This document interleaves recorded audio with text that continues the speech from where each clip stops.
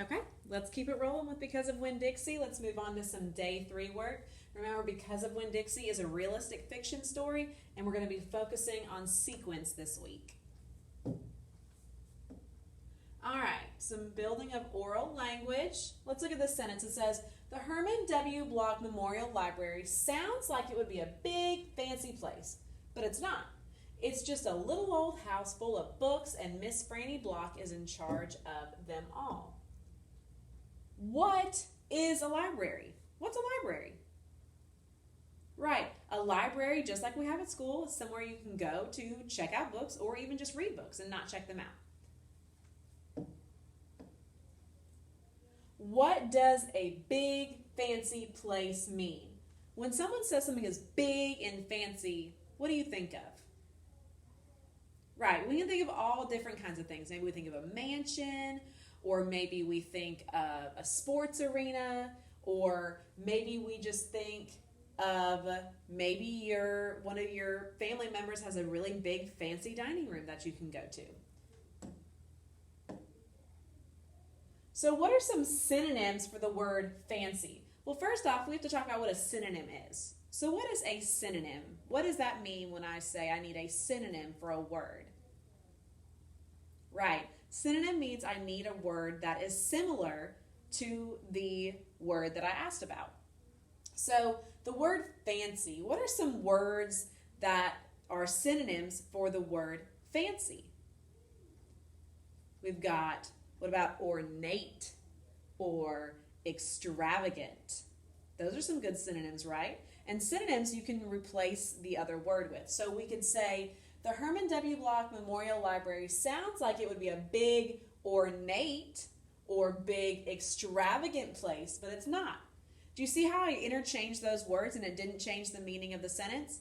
That means I've used a synonym in place of that other word.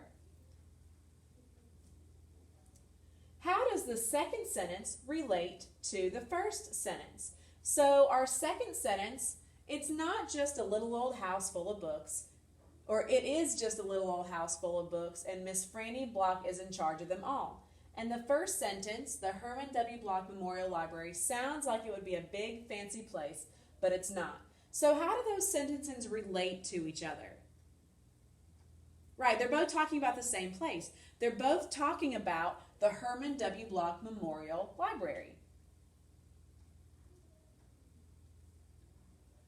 Which words in the first and second sentences are antonyms? Okay, so we talked about synonyms, how those are words that mean the same. So what do you think an antonym is? What do you think an antonym is? Good. An antonym is something that means the opposite. So let's look in the first and second sentences. What words are antonyms of each other? Good. We've got big and little. Those would be antonyms of each other because they're opposites. What else? Good. We've got fancy and old. Those would be opposites as well, or antonyms. Good job. The words in charge of are an idiom. What does in charge of mean? So when we say charge, we're not charging a TV, or we're not charging a tablet or a phone, right? She's not charging the library, right? Or the books. What does in charge of mean? Right, in charge of means she is the boss of it. She's the one who is running the library. Very good. All right, some more amazing words. We've got similar. Yesterday, we learned that a bear once went into the Herman W. Block Memorial Library, and Miss Franny thought that something similar was happening when she saw Winn Dixie. So what does the word similar mean? Similar just means that they are alike, just like we talked about with synonyms on the last slide.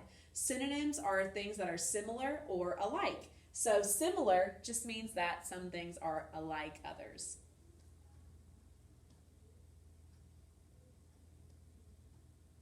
All right, and then we've got distinct. Roses have distinct smell from other flowers.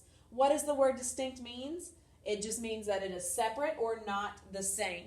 So it means that it stands out. So people can have distinct features. Maybe they have really big blue eyes or really long black hair, but that is something distinct to them that helps them stand out or stand separately from other people or other things. All right, some words to know. Grand, memorial, peculiar, positive, prideful, recalls, and drum roll for the last one, selecting. Alrighty, so which one of these words means calls back to your mind or remembers? Which one of those words? Very good, recalls. Recalls means to call back to mind or remember. Great job.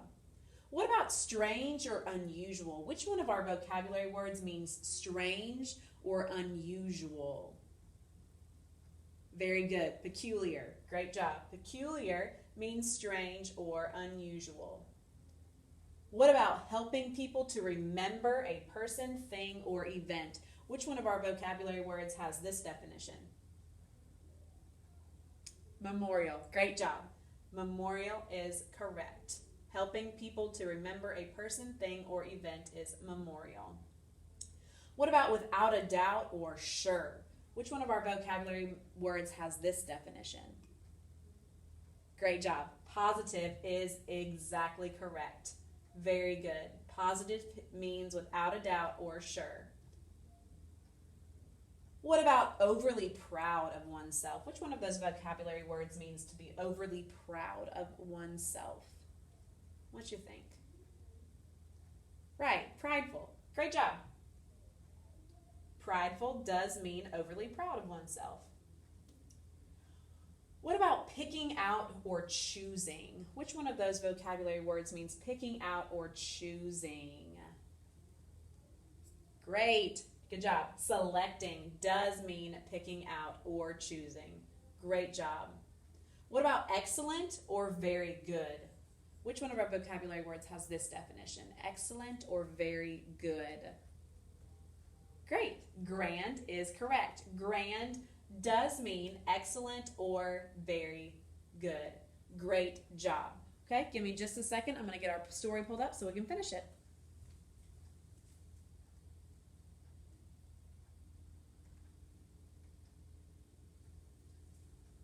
Alrighty. Well, Miss Franny said. She bent over and gave Winn-Dixie a pat on the head. And Winn-Dixie wagged his tail back and forth and snuffled his nose on her little old lady feet. Let me get a chair and sit down so I can tell this story properly. Back when Florida was wild, when it consisted of nothing but palmetto trees and mosquitoes so big they could fly away with you, Miss Franny Block started in, and I was just a little girl no bigger than you. My father, Herman W. Block, told me that I could have anything I wanted for my birthday. Anything at all. Miss Franny looked around the library. She leaned in close to me. I don't want to appear prideful, she said, but my daddy was a very rich man. A very rich man. She nodded and then leaned back and said, and I was a little girl who loved to read. So I told him, I said, Daddy, I would most certainly love to have a library for my birthday. A small little library would be wonderful. You asked for a whole library? A small one, Miss Franny nodded. I wanted a little house full of nothing but books, and I wanted to share them too. And I got my wish. My father built me this house, the very one we are sitting in now. And at a very young age, I became a librarian. Yes, ma'am. What about the bear? I said. Did I mention that Florida was wild in those days? Miss Franny Block said. Uh-huh, you did. It was wild. There were wild men and wild women and wild animals. Like bears. Yes, ma'am, that's right. Now I have to tell you, I was a little Miss Know-It-All. I was a Miss Smarty Pants with my library full of books. Oh, yes, ma'am. I thought I knew the answers to everything.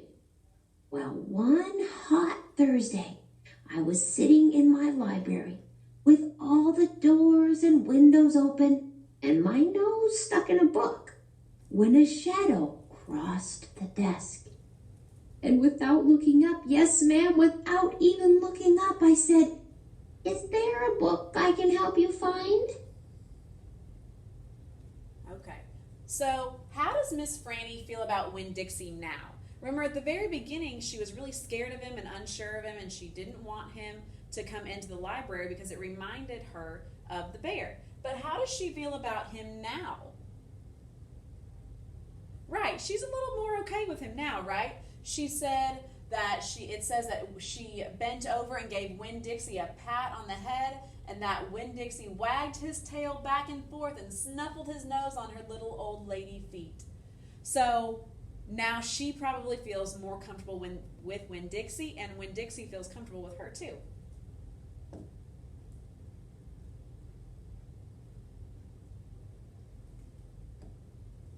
Well, there was no answer, and I thought it might have been a wild man or a wild woman, scared of all these books and afraid to speak up. But then I became aware of a very peculiar smell, a very strong smell. I raised my eyes slowly, and standing right in front of me was a bear. Yes, ma'am, a very large bear. How big? I asked. Oh, well, said Miss Franny, perhaps 3 times the size of your dog. Then what happened? I asked her. Well, said Miss Franny, I looked at him, and he looked at me. He put his big nose up in the air and sniffed as if he was trying to decide if a little Miss Know-It-All librarian was what he was in the mood to eat. And I sat there, and then I thought, well, if this bear intends to eat me, I am not going to let it happen without a fight. No, ma'am. So very slowly and very carefully, I raised up the book I was reading. What book was that? I asked. Why, it was War and Peace, a very large book. I raised it up slowly, and then I aimed it carefully, and I threw it right at that bear and screamed, "Be gone!" And do you know what? No, ma'am, I said. He went. But this is what I will never forget. He took the book with him. Nuh-uh, I said. Yes, ma'am, said Miss Franny. He snatched it up and ran. Did he come back? I asked. No, I never saw him again. Well, the men in town used to tease me about it. They used to... All right, so what details could we use to describe Miss Franny as a girl? If you had to describe Miss Franny as a girl to someone, what would you say? Yeah, she's probably pretty brave, right? She asked for a library for her birthday, and then she started running the library when she was a little girl. So that's pretty brave to make a choice like that, right? Well, and then when this big bear comes in there, she stands up to that bear and throws the book at the bear. I think that takes a lot of bravery too. So I think that we can easily say that Miss Franny, as a little girl, was pretty brave, right?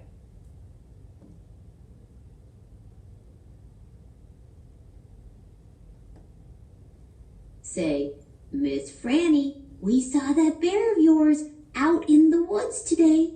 He was reading that book, And he said it sure was good. And would it be all right if he kept it for just another week? Yes, ma'am. They did tease me about it. She sighed.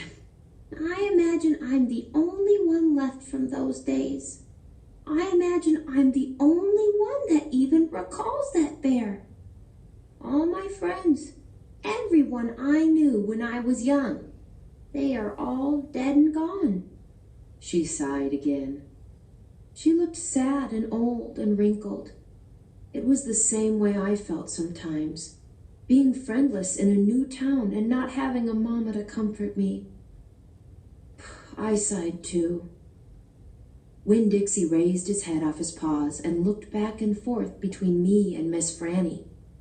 He sat up then and showed Miss Franny his teeth. Well, now look at that, she said. That dog is smiling at me. It's a talent of his, I told her. It is a fine talent, Miss Franny said. A very fine talent. And she smiled back at Winn-Dixie. We could be friends, I said to Miss Franny. I mean, you and me and Winn-Dixie. We could all be friends. Miss Franny smiled even bigger. Why, that would be grand, she said. Just grand. And right at that minute, right when the three of us had decided to be friends, who should come marching into the Herman W. Block Memorial Library but old, pinch-faced Amanda Wilkinson. She walked right up to Miss Franny's desk and said, I finished Johnny Tremaine and I enjoyed it very much. I would like something even more difficult to read now, because I am an advanced reader. Yes, dear, I know, said Miss Franny. She got up out of her chair. Amanda pretended like I wasn't there. She stared right past me. Are dogs allowed in the library? She asked Miss Franny as they walked away. Certain ones, said Miss Franny. A select few. And then she turned around and winked at me. I smiled back. I had just made my first friend in Naomi, and nobody was going to mess that up for me. Not even old pinch-faced Amanda Wilkinson. All right, so how do you think the friendship with Miss Franny is going to help Opal? It's going to help really both of them, right? Miss Franny has already said that all of her friends that she knew when she was young have all passed away and they're not there anymore. And then Opal is in a new town and has no friends, and she doesn't have her mom there to comfort her either. So they're kind of in similar situations, right?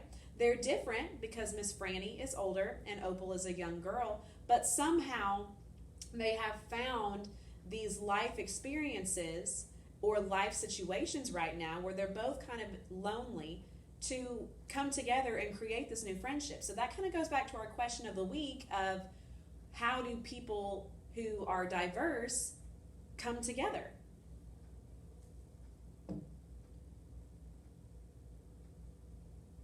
Alrighty, and that is the end of our story. Really quickly, I want to go ahead and review our sentence types for the week. Remember, we're just focusing on declarative and interrogative sentences this week. Declarative sentences make statements, and what do they always end with? What punctuation do declarative sentences have? Right, declarative sentences always end with a period. Good job. And then we've got interrogative sentences. Interrogative sentences ask questions. So if an interrogative sentence asks a question, what type of punctuation is that going to end with? Exactly. Questions always end with a question mark. So that's how you're going to be able to always tell when it's an interrogative sentence. All right, great job today, guys. Please make sure that you check your folders for your assignments and you get those completed.